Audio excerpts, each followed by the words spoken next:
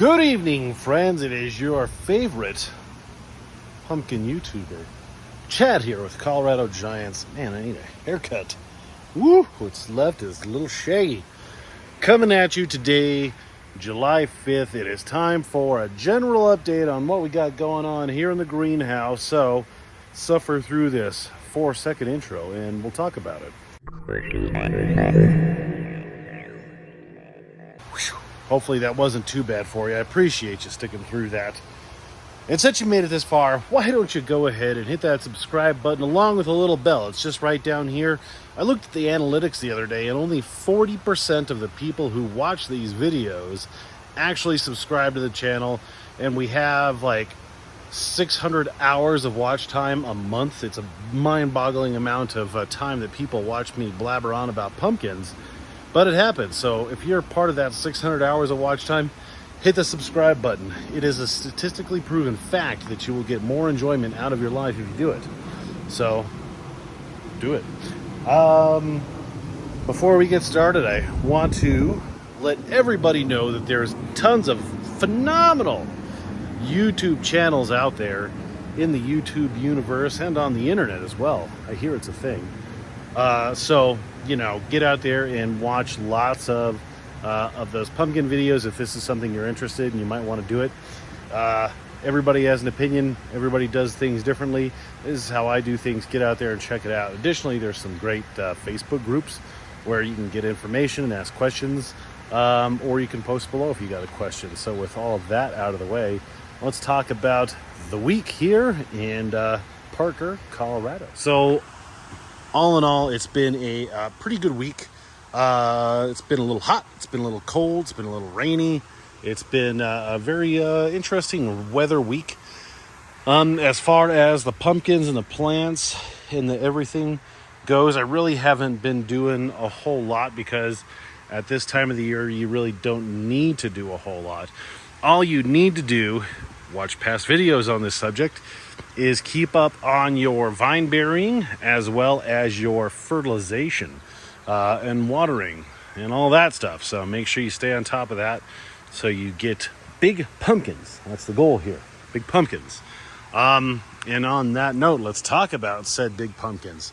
We got a big-ish pumpkin over here. I'm in the greenhouse burying vines. I need to do the 2350 plant. That one is still rocking and rolling. As far as plant growth, this one has the youngest pumpkin on it, second youngest or oldest and oldest.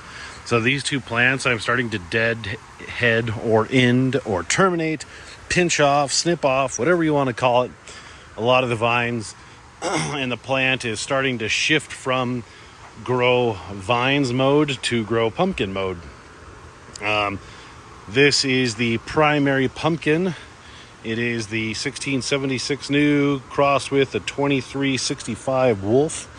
I believe. I would have to double check my notes, but I believe that's what the cross is.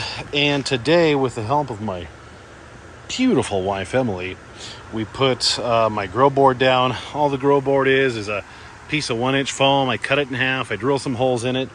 And this year, thanks to, I want to say his name is Mark. I'm horrible with names. I finally was able to get some mill fabric. All the cool kids use it. I've never been able to buy it because it's not something you can just get on the internet in small quantities. I put that down. So the whole premise of this, let me peel it back, I'll show you. So you can see I have holes drilled in there, 1 layer, 2 layers, and this stuff is really slippy. It doesn't have a lot of grip. It's not like a Velcro flavor of fabric or anything like that. So the theory behind it is that you can pull the top sheet and that will help slide your pumpkin as it grows. If you watched last year, you'll remember I snapped a vine. I cracked a vine or a stem almost totally off of one of my pumpkins. So this is an attempt to try to not do that. Unfortunately, but it's a necessary evil. I had to pull up a lot of roots to get to this guy, and this is really about 2 or 3 days, probably like 5 or 6 days late, because you can see the cracks right there, some stem cracks. This is not really a big deal.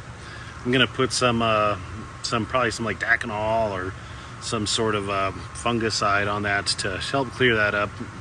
But I had to pull up a bunch of tap roots, which is okay. You can see all these tap roots are popped up because the cause of this is the pumpkin is growing and I haven't been lifting up my vine to keep up with it, so it's putting stress right there. And if you're not careful, the pumpkin will literally pick itself and pop itself right off of the vine. So that's obviously bad. You don't want to do that. And then I've been catching up on vine burying today. If you don't know, Tuesday typically is my vine burying day, so I'm fairly positive that's going to be my pumpkin. I do have my backup pumpkin right there. I pollinated that maybe July 1st, I think. But the real crummy thing is that this guy is going to suck up all the nutrients. So it's really not a fair shake to compare this one to this one because it's going to suck up everything. I was talking with Emily when we were putting this down. This spot in the patch has produced the weird, funky, misshapen pumpkins 2 years in a row. So I'm going to keep that going until like day, 35 or something. Because if this starts to go wonky, I want to have that guy still at the ready. But this pumpkin should be super orange. It's awesome. And then all I'm going to do is train these vines. I'm going to leave myself a little walking path there, or I might do it this way so I can have, a pulling point if I have to pull the pumpkin. And then all we have to do is just fill in that little bit over there and this little bit right here. And that'll be that. I chopped off lots of vines, lots of leaves. Don't be shy about whacking things off because, you have all of that and 2 or 3 leaves really is not that big of a deal. So don't stress out about that too much. Speaking of cutting things off, I got in here and I maintenanced this stump, cut off a few really old leaves, some of the first leaves, and just you'll get sucker vines and leaves that want to grow off your stump. Keep on top of that. Don't let that get out of hand. And when your leaves start to look really aged and old and everything, they just kind of are doing no good. So it's time to chop those off because they ain't doing you no good. It's a magnet for pests and whatnot. It's basically an open wound somewhere for something nasty to take hold. And you don't want that. So I cut all those off around my stump. Looks much better. This over here, we'll do this together. This will be fun. Crumbs, I forget how old this pumpkin is. This might have been my July 1st pumpkin. So if that's the case, it's 4 days old because today's July 5th.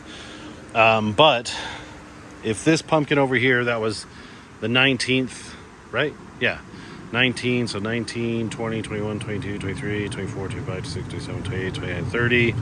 So we're at what, 12 plus 5. So that's 17 days old. This pumpkin over here is like 13 days old. And it's really not a whole heck of a lot bigger. So I need to cut that pumpkin off. This is the pumpkin that opened in the middle of the day. I'm not sure if I made a video about that. And in case I didn't, this pumpkin opened in the middle of the day. And I wasn't sure if it was going to take. So I pollinated it in the middle of the day and then in the morning again. And it actually looks like it's going to go. But for day 13, it's about the size of maybe, a cantaloupe, a kid's basketball. It's bigger than a softball, but not by a whole heck of a lot. So that one I'm going to chop off so that all of the nutrients will come to this guy. And then at about day 10 or so, 10 to 15, somewhere in there, I'll chop off this main vine. Or maybe I'll wrap it around and give it like a, I'll do something right here, put my growing boards underneath this, and that'll be good to go. The last plant that I have not yet gotten to on my vine bearing today, and I'm running out of time, it's like 8 o'clock, is the 2350 Ginger. The plant is looking really good. It's kicking in late in the game like it did last year. But the interesting thing is this plant is really magnesium hungry. And I know I've talked about that before, but that's what all the yellowing on the leaves are. is just a deficiency of magnesium, the plant wanting more. So I've really been, everybody's getting the benefit of the Epsom salts and magnesium because this plant wants it. This pumpkin is 7 or 8 days old. It's 7 or 8 days old, and it's bigger than the pumpkin that's 13 days old. So this one's off to a rockin' start. And the plant, like I mentioned earlier, is still growing really, really well. And somehow this plant ended up with a much bigger growing space than the other ones. This one is 4, 8, 12, 16, 24, 25 feet wide, where everything else is 20 foot. Just a brain fart on my part to not space the walking boards equally. But even as such, we're at the point where we're finally starting to, I think I have the first 3 and I need to terminate 4 and 5 vines over there. And this is going to have a real big plant. I got another pumpkin right here that I'll pollinate. It's probably tomorrow or the next day. So I'll be pretty much set on this plant. Try and wrap. I'm not sure what I want to do with this. Keep it Christmas tree or not. We'll see.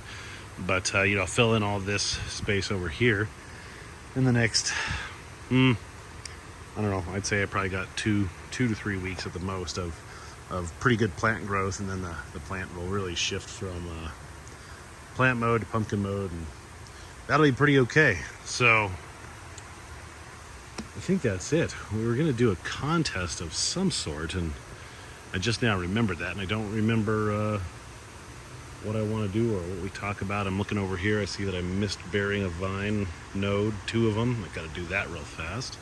Then I got to jump onto this plant and get as far as I can. I might pin the vines down and come back and bury everything tomorrow. Pinch all my my tertiary vines, and you can see I did a lot of vine pruning and whatnot.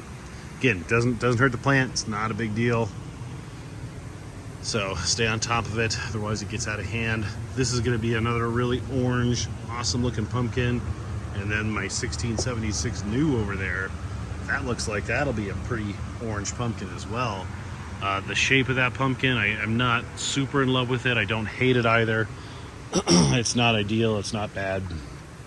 I like wheels, and that one looks like it might be a wheel. It's really early to even speculate on that, but it's just got a little bit of a weird shape. This one, will be more yellowy, creamy. You can kind of see it there versus the other one in the same frame. So even when they're young, you can kind of get an idea of what color they might be. But then again, you can always change because they just do that on you, and they want to make your life difficult. That's what pumpkin plants do. So I have got a date with a pair of scissors and that pumpkin right there. So I better get to it. And that's all I got for you this week. Hopefully next week, well, maybe I'll do a video on setting up the walking boards. And man, past that, we're kind of at the point of the season again where we just focus on the pumpkins and keeping the nutrients flowing to them, and it's really the long and short of it. So appreciate you guys watching. Hopefully you had a wonderful and safe 4th of July. Happy birthday to my mother. She turned 25 once again on the 4th of July. So happy birthday, Mom. And that's all I got for you. So thanks for watching once again. Get out there, grow yourself a giant pumpkin, and try not to cut them off unless you have to. See ya.